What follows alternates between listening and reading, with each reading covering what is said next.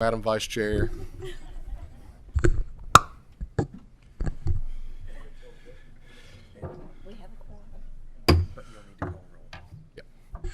This time we will call the fourth meeting of the House Committee on Local Government to order. Madam Secretary, please call the roll. Representative Bentley. Here in the room, thank you. Representative Bray. Representative Brown. Representative Dixon. Present in the room. Representative Donahue. Yes, ma'am, present. Representative Fleming. Representative Frazier Gordon. Present in the room. Representative Huff. Representative Imes. Present in the room. Representative Johnson. Present in the room. Representative Koenig. Representative Lockett. Here in the room. Representative Marzian. Present in my annex office. Representative Miller. Present in the room. Representative Reed. Here in the room. Representative Roberts. Here in the room. Representative Thomas. Present in the room. Representative Meredith. Present. We do have a quorum and are duly constituted to do business at this point in time. We are going to start our agenda today with House Bill 414. Representative Blanton.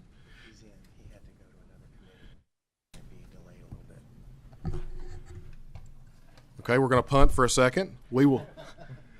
Representative Hart, are you in the room? Let's go ahead and get started with House Bill 372. Representative Hart, you and your guests come to the table. Please introduce yourselves for the record, and then you may proceed with your testimony. Thank you, Mr. Chairman. Representative Hart, 78th House District, and I'll let my colleagues here from the Fire Service introduce themselves. Bruce Roberts, Deputy Director of the Kentucky Fire Commission. Chuck Bonta, Training Records and Compliance Specialist for the Fire Commission. You all may proceed. At this time, the bill we've got is kind of it's not necessarily a cleanup bill. It's a bill that's going to alleviate some of the reporting requirements for our volunteer fire departments. And at this time, I'm going to let Chuck Bonta take over the presentation and explain to you the specifics of the bill. Yes, what we're looking for here is just a little slight change in 95A 055. This was the Department of Local Government and Financial Review for fire departments and other SPGEs that enacted 4 or 5 years ago. What we have found, we do training records and compliance evaluations where we go out and actually visit the fire departments every 4 years now as a standard practice. And over the 4-year cycle plus that since this law has been enacted, we have found that with the nonprofits, there's such a high turnover in their leadership that we don't always get accurate information on the financial disclosure reporting from those agencies. It's not through deception or anything. It's just breakdown in communication, people not being told they need to do it. And so we have found a lot of the information that is requested is duplicated as well for these nonprofits. It's information that's already requested through the Secretary of State's that they have to file for the nonprofits, or it's information we already gather. So basically what we're asking for here is, in lieu of the volunteers having this added work put on to complete this financial report every year, that instead of doing the compliance evaluations we do on a 4-year cycle now, that we trade off the paper reporting to where we actually go out every year. We've hired a 4th evaluation officer specialist that we go out every year and actually sit down with the fire departments and go through their stuff using the auditing procedure from the state auditor's office that was enacted in the original law. So basically trading off the paper report for an actual face-to-face visit annually. And that's basically all this bill does. Have a motion from Representative Reed, a second for Representative Bray. Representative Miller does have a question. Okay. Could you not, on the first page, you're defining, and I presume that used to be the volunteer departments, you're defining it as nonprofit fire department. I think that's really a misnomer because they're all nonprofit. Under the law, the way this is, I guess, written and the way it was assisted with us, there's four types of fire departments under KRS. You got the Chapter 95s, which are cities, right. 67 county governments, the 75s taxing, and then the Chapter 273s are organized under nonprofit status. So that's what we're looking at, is the nonprofit volunteers. That is what we're trying to include in this. Okay. And Representative, Chapter 273 is a nonprofit chapter that volunteer fire departments fall under. There are other nonprofits under that same chapter of the statute as well. Interesting. Thank you. Any other questions from members of the committee? Representative Roberts. Thank you. Just a quick question so I better understand the scope here. So I think I read that this would apply to volunteer fire departments that have a budget of under $100,000. Is that correct? Not necessarily. What this is, what we're asking for is then the trade-off is for the nonprofits. Under the current law, all the nonprofits report every year. The part you're referencing there is the Chapter 75 taxing districts.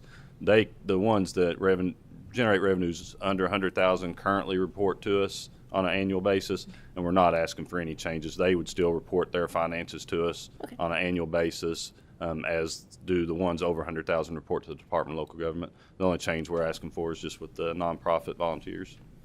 One more quick question. Go right ahead. I'm trying. Thank you for that. No. How many departments are we talking about here? And I asked the question just to make sure that one more person is enough for you to manage that workload. It's about 400. I'm going to say 472, roughly in the 470 range. But also keep in mind they've actually already hired another staff person to try to, in addition to the ones they've already have. The fire commission director he's already wanting us to do this on an annual basis anyway, just so we can get out and help alleviate any problems, not theft or anything, but alleviate any problems on the front end before they have 4 years. So it's going to kind of be a trade-off and be, I think, beneficial for all. Any other questions? Seeing none, Madam Secretary, please call the roll. Representative Bentley? Representative Bray? Representative Dixon? Yes. Representative Donahue? Yes, ma'am. Representative Fleming? Representative Frazier Gordon? Yes. Representative Imes? Yes. Representative Johnson? Yes. Representative Koenig? Representative Lockett? Yes. Representative Marzin? Yes. Representative Miller? Yes. Representative Reed? Yes. Representative Roberts? Representative Thomas? Yes. Representative Meredith? Yes, ma'am. House Bill 372 does pass with favorable expression. Same shit on the House floor. Thank you, Representative. Thank you. Thank you. I think I saw Representative Blanton come in the back of the room. If you would come forward and bring your guests to the table with you, introduce yourself, and they can introduce themselves for the record. And then you all can proceed with House Bill 414. Thank you, Mr. Chairman, members of the committee. John Blanton from the 92nd District, and with me, Miss Brianna Carroll with the Kentucky League of Cities. I thank you, committee members and Mr. Chairman, for allowing us to present to you today this measure that is vitally important to the safety of our communities. House Bill 414 amends various statutes relating to public safety personnel to ensure cities can recruit and retain the best people for these critical roles. Our Commonwealth faces a public safety personnel crisis. We do not have enough people applying to serve in these vital roles, whether it be police officers or emergency medical service personnel. We're just shorthanded across the board. House Bill 414 removes some of the barriers that might stop good people from applying or staying in the roles. The bill removes the maximum age that is currently in statute for new police hires.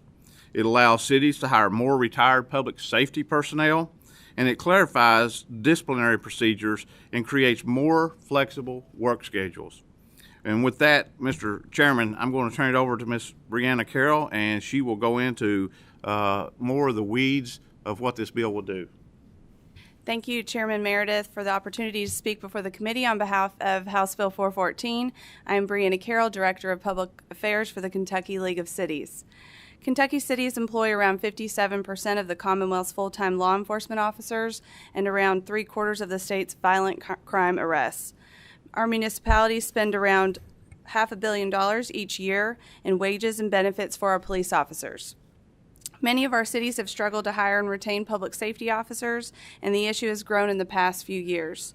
Last summer, Louisville Metro Police reported more than 240 job openings, and the Lexington Police Department needed to hire more than 100 people. House Bill 414 will help cities of all sizes recruit and retain police and other vital public safety personnel. First, the bill deletes the current maximum age limit of 46 for new police and fire personnel.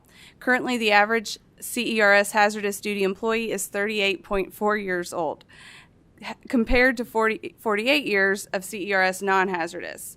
The measure also adjusts the number of rehired retired police officers that a department must pay retirement benefits for by establishing the immediately preceding calendar year total when calculating allowances. Currently, that law cap is figured based upon the calendar year of 2015 when the law was put in place.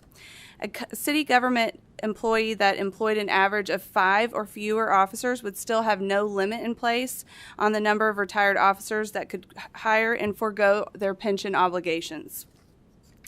A city that averages between 5 and 100 police officers could hire either 5 retired officers or the number equivalent to 25% of the previous year's average staffing figure without the additional previous pension expense.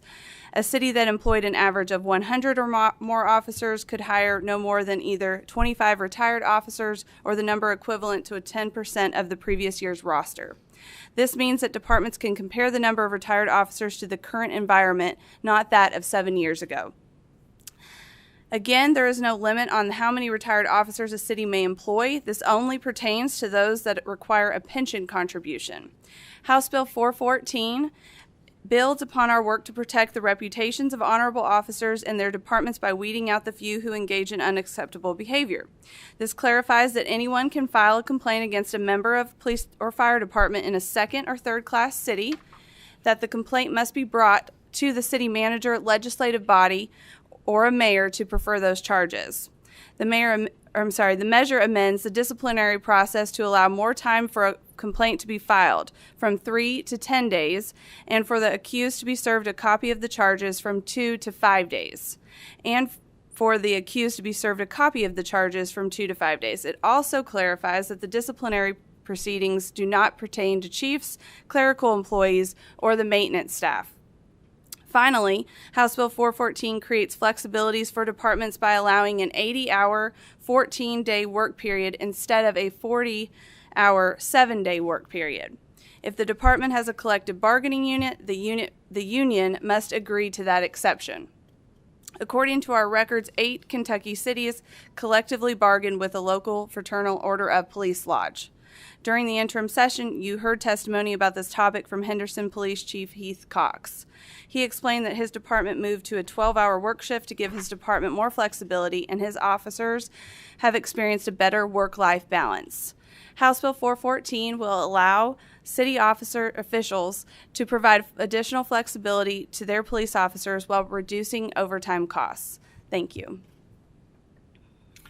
Mr. Chairman, we would gladly entertain any questions anyone may have about House Bill 414. Have a motion on the bill, Representative Reed, a second, Representative Bray. Are there any questions? Representative Donahue. Thank you, Mr. Chairman. Thank you for your presentation today. In Section 1, it talks about removing the age limit, 46-year-old. What would be the requirements? I don't know what the requirements are right now to make sure that you're physically qualified to do that job. If we're going to remove the age limitation at 46, what would be put in place to assure that he or her would be able to perform that operation? Kentucky still, for police officer certification, has what's known as POPS certification, and there is a physical fitness examination that each potential employee must go through and be able to pass successfully in order to apply regardless of their age. So that does not change that. They would have to meet and pass that physical examination in order to be able to apply for or move forward in the process. Mr. Chair, may I ask another? Go right ahead. Is that something that's done yearly or quarterly? When is that done, the testing? Well, that varies from agency to agency. It's to get hired, you have to pass it initially. Once you're hired, then the agency would dictate. Every agency is different. Some does it annually, some does not. So, but once you're hired on, that's left up to the agency standards then. Okay. Thank you, Mr. Chairman. Thank you. Other questions from members of the committee? Seeing none, Madam Secretary, please call the roll. Representative Bentley? Representative Bray? Yes. Representative Dixon? Yes. Representative Donahue? Yes. Representative Fleming? Representative Frazier Gordon? Yes. Representative Imes? Yes. Representative Johnson? Yes. Representative Koenig? Yes. Representative Lockett? Yes. Representative Marzian? Yes. Representative Miller? Yes. Representative Reed? Yes. Representative Roberts? Yes. Representative Thomas? Aye. Representative Meredith? Yes, ma'am. House Bill 414 does pass favorable expression. Same shit on the House floor. Thank you all for the presentation. Thank you, Mr. Chairman, members of the committee. I do want to take a quick moment as we wait between bills that we're going to call to recognize some groups that I know are with us in the audience today.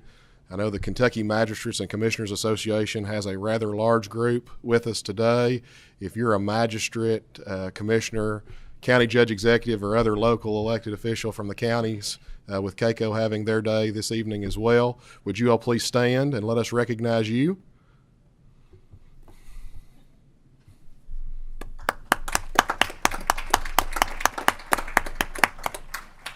We welcome you all. I also know that we have a fairly large contingent from the Kentucky Realtors Association who are here today as well. And so if you all are here with the Realtors Association, if you'd please stand so we can welcome you all as well. We're pleased to have all of you all here today and all of our other guests as well. Representative Reed. Thank you, Mr. Chairman. From LaRue County, we also have Leadership LaRue in the room. I know some are sitting and some are standing, so please, if y'all can wave your hands and let them, they can make them feel welcome too. Thank you, Mr. Chairman. We welcome you all as well.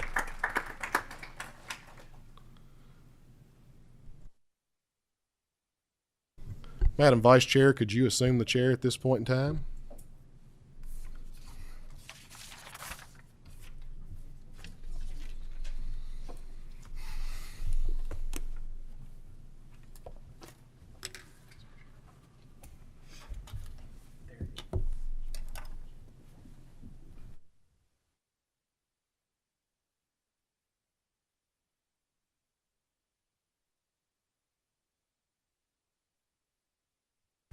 Next on the agenda is House Bill 377. If you could, yourself and your guests, and the floor is yours.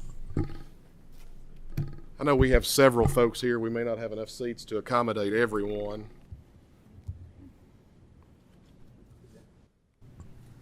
Motion on the committee sub. By way of explanation, let me say first, Representative Michael Meredith representing the 19th House District. And I'll let the folks who are at the table introduce themselves now as well, and we'll have some rotate through here as well. Good afternoon. I'm Tabitha Clemens, the Grant County Clerk and representing the Kentucky County Clerks Association today. Deborah Stamper, General Counsel with the Kentucky Bankers Association.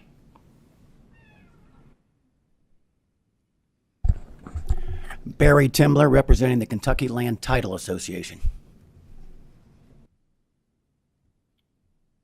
Mike Inman, representing Kentucky Realtors.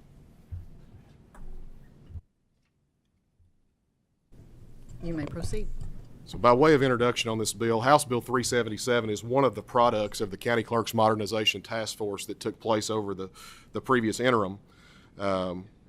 And the sponsors of this bill, I'm the primary sponsor, but the co-sponsors of this bill are all members of the task force, and every single member of that task force who was a House member are co-sponsoring this legislation.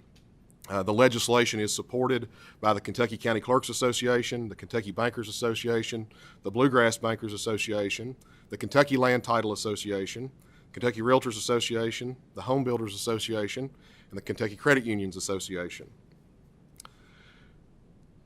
Representative Thomas did give a motion for the committee sub, and I'll give you a really brief explanation of what the sub does because the sub changes are very brief in their what they do.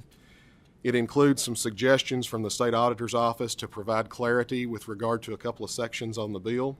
It includes suggestions from the vendors for the county clerks on defining what would be included as actual costs for maintaining the portals that we're talking about in the bill.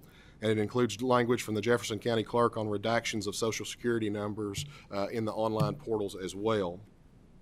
that's what the committee sub does.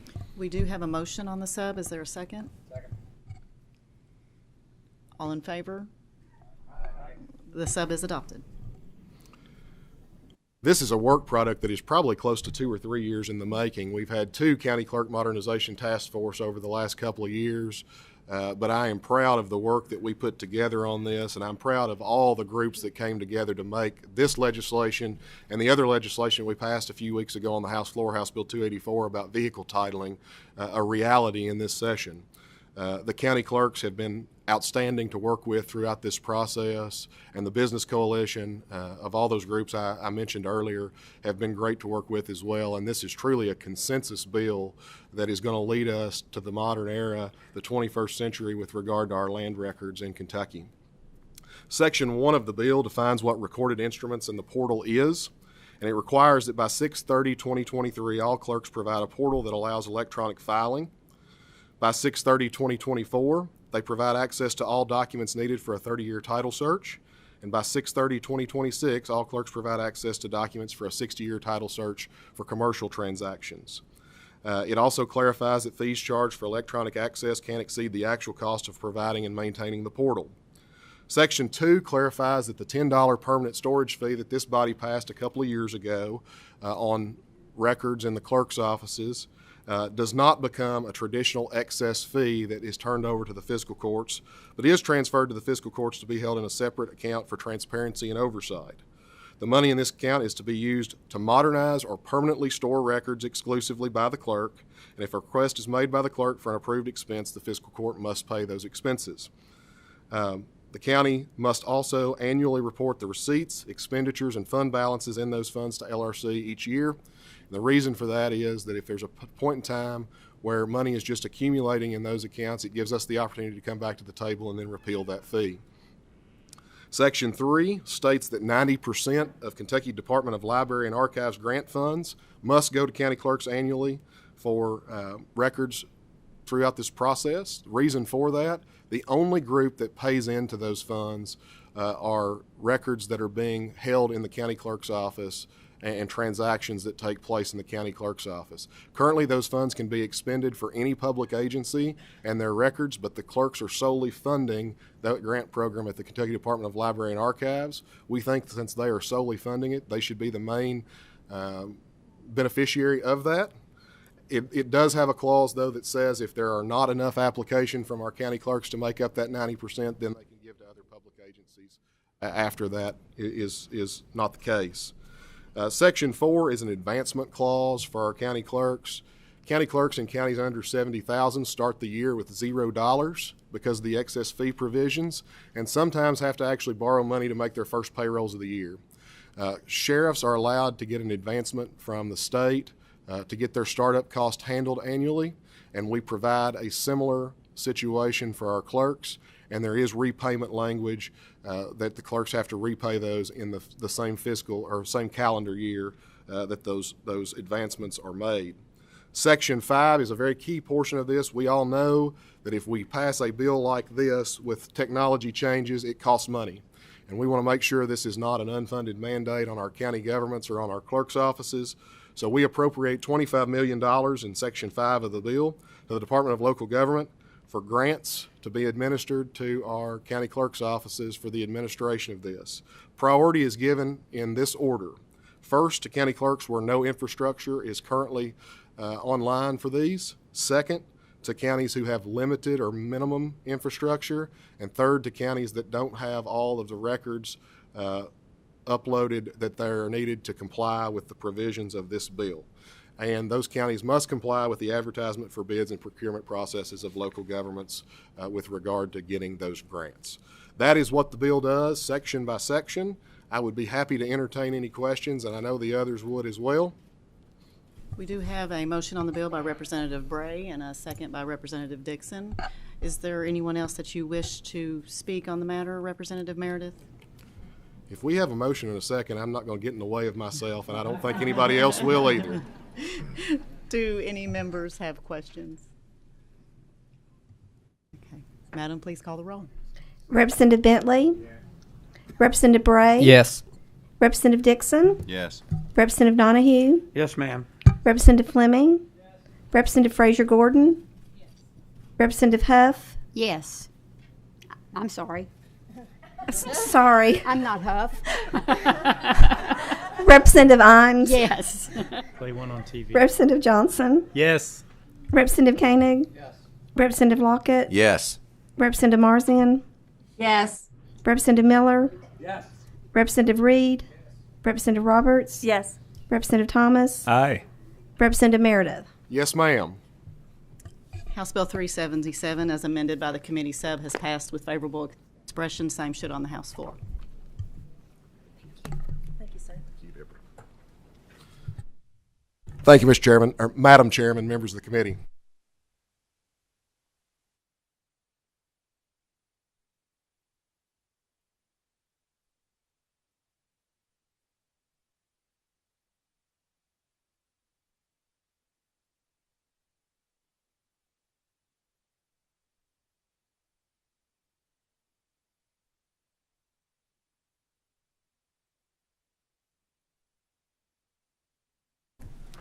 We do have one more bill on the agenda. At this time, we will call Representative Dixon with House Bill 453, and I think he has a guest. If you all would please introduce yourselves for the record.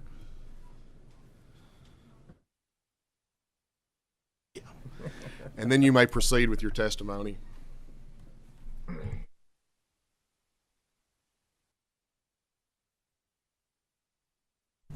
Thank you, Mr. Chairman, committee members. I'm Jonathan Dixon from the 11th District, and I will allow my guest to introduce himself. JD. Mr. Chairman, committee members, before you today is House Bill 453, which will protect public assets while ensuring transparency. House Bill 453 provides local governments the same protection currently in statute for the state while selecting a successful bid. It also clarifies video teleconferencing rules for meetings, something that all of us are very familiar with the pandemic. I feel it's important to stress that we have worked with the Kentucky Press Association while drafting this bill, and that any documents discussed in this bill are subject to the Open Records Act. J.D. Cheney is here with me today, and he is with the Kentucky League of Cities, and he will be providing more details on this legislation. Thank you, Representative Dixon. Appreciate you carrying the bill, Chairman and members of the committee. Good to be here. Still loving the fact that we got Senate, state, and local government all at the same time. Makes it interesting. But I think Brianna pulled it off last week better than I've ever seen it done, with 3 bills down there and two down here. This legislation is a collaboration with the Association of Counties, the Kentucky Press Association, which is pretty important to bring them to the table anytime we're looking at making amendments to the Kentucky Open Meetings Act. KACO has a couple of suggestions that I think we've agreed to do a floor amendment on to provide some additional clarification that the Press Association's also signed off on. But this bill will allow us to do what state government does with regard to having a discussion in closed session to discuss a local bidder or award of a contract, and finally codify, the second major point, is codifying what you all have done now 3 or 4 times in Senate Bill 150 from the 2020 session to do video teleconferencing. That's going to be something that you see cities and counties do a lot more of as we go along. We've seen that citizen participation in those meetings, because of those video teleconferencing opportunity, has really grown. So this codifies what's in Senate Bill 150 to require only a physical location if you have 2 or more members at the physical location, at a single physical location, but doesn't require you to offer it at a physical location, and ensures the public and the media have notice of how to access it electronically. It's not an open meeting if you don't, and it's not a good video teleconference open meeting if you don't have access for your members of public and the media to see. And then the last component of this legislation is unique only to 19 cities in Kentucky, organized under the city manager form of government. We heard from these forms of government, they have a city manager has 5 bosses, essentially, in a city manager form of government. There's not a lot of opportunity for them to have a personnel evaluation session outside of being in open full session. And so this authorizes in the city manager form of government for the Board of Commissioners to be able to go into closed session up to 2 times a year to conduct a personnel evaluation of the city manager only, and any records created as a result of that would be subject to disclosure under the Kentucky Open Records Law. So, again, we worked with Dave Thompson and the folks, John Fleischacre and Michael Abate with the Kentucky Press Association to ensure we're balancing these needs along with the right of the public to be able to access, and be happy to answer any questions for you. Thank you, J.D. With that, members of the committee, we'd be happy to entertain any questions. Motion on the bill. Motion, Representative Thomas. Second, Representative Lockett. Question, Representative Miller, or Representative Roberts. Thank you. First, thank you to the sponsor, and thank you, JD. I appreciate the spirit of this bill. I have a couple questions just to make sure that this bill does what we all want it to do. So the first one I have is, in the summary here, it says, require all public agency members who participate in a video telecom on camera all the time that business is being discussed. So some practical, real-life stuff. What if they have to go to the bathroom? What if their kids run into the room and they have to turn the camera off? Does that discount the meeting? What happens then? Want me to go? Go ahead. With the language and talking with the Press Association. So the Press Association, Representative Roberts, asked us to add that line because fundamental in the Kentucky Open Meetings Act is the right of the public to both see and hear. The public doesn't have a right to comment at open meetings, but the public always has a right under the Open Meetings Act to both see and hear their policymakers. And so we were having situations brought up by the Press Association where we were having people disable their camera. And I asked that very same question you asked. Hey, guys, if we put this in here, what happens when the council member needs to go to the bathroom, or, you get a situation where you might be having a private conversation with your spouse or something along those lines that you would want to disable the camera. What happens in those circumstances? And they said, look, if that occurs, you have to obviously be there in order to continue the quorum and continue the meeting. But that's not the kind of situation that they're trying to avoid. So I don't think, now we would probably train with this language that the individuals keep their video on as they step away. Hopefully they're not using an iPhone and going to the bathroom, but that they would keep their camera on their computer and go to the bathroom. But that's not what I think it's covered according to the way the Press Association interpreted it. Go ahead, Representative. Thank you. Thank you for that explanation. I'll just add, and maybe this is something we can work on before the bill gets a House floor vote. We still have so many Wi-Fi deserts in the state of Kentucky, so I get a little bit worried that someone with the right intentions, the best intentions, may be logging on from their home to attend one of these meetings, but their Wi-Fi signal is just too weak to support the video, and so that is a concern that I have on the bill. My other question, if I may, is the previous line in the summary says, if the public agency provides a physical location for the meeting or where 2 or more members of the public agency are attending a video conference meeting in the same physical location, that then they must make that location available to the public. So again, kind of thinking about where we have shortages in broadband access throughout the state. And I'll give you a real life example from the city that I live in, Newport. We had a recent city commission meeting on one of those city manager forms of government. We had a recent city commission meeting where one of the commissioners had weak Wi-Fi. And so he serves alongside his cousin, as a matter of fact. So he went to his cousin's house and the both of them attended the meeting from there. Now, would his cousin have to open his house to the public in that instance? And I don't think that's the intention of the bill, right? So I'm wondering if we can work on the language there that makes that a little clearer. That's a codification of the Attorney General's opinion. And so what we had occurring during we're still in the pandemic. But what we had occurring early on in the pandemic, not just with cities, counties, but all public agencies fall under this, is where you would have a county or city, any public agency, where they would put the whole entire legislative body in the council chambers or fiscal court chambers and close it off where the media couldn't access and say, oh, we're streaming this on Facebook Live. The Open Meetings Act requires that ability to be able to attend. And so the Attorney General's opinion provided that if you do have a number of people who gathered in the same physical location, you need to advertise that location as being accessible to the public for the media and the public to come in. what's generally happened with that weak Wi-Fi and that signal, there's a provision existing in the Open Meetings Act that requires you to stop the meeting until video or audio is restored. So that's existing law. In that circumstance, you see those people actually go, or people that may have weak Wi-Fi, especially in rural communities. But again, I'll emphasize the fact, like you said, in the city of Newport, we have cities that don't have the best Wi-Fi coverage or broadband coverage either, that they would go to the council chambers to be with the mayor or whatever. So that really pushes the fact that we are in many cases using physical locations, and if we are going to open those up, that the media has a right to attend. So it just codifies that Attorney General opinion to say, if you're going to be together, open it up and provide a suitable, convenient place for the public and media to attend in person. Thank you. Thank you. You're welcome. Any other questions, members of the committee? Seeing none, Madam Secretary, please call the roll. Representative Bentley? Representative Bray? Yes. Representative Dixon? Yes. Representative Donahue? Yes, ma'am. Representative Fleming? Representative Frazier Gordon? Yes. Representative Imes? Yes. Representative Johnson? Yes.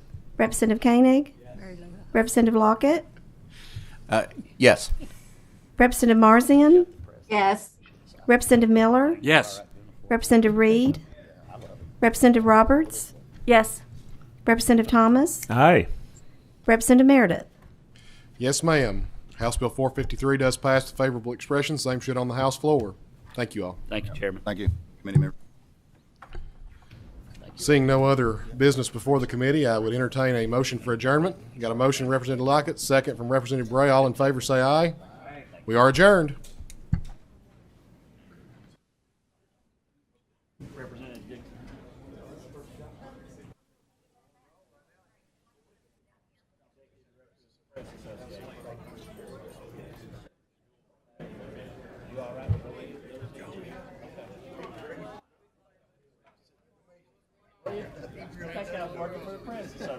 She does know this law.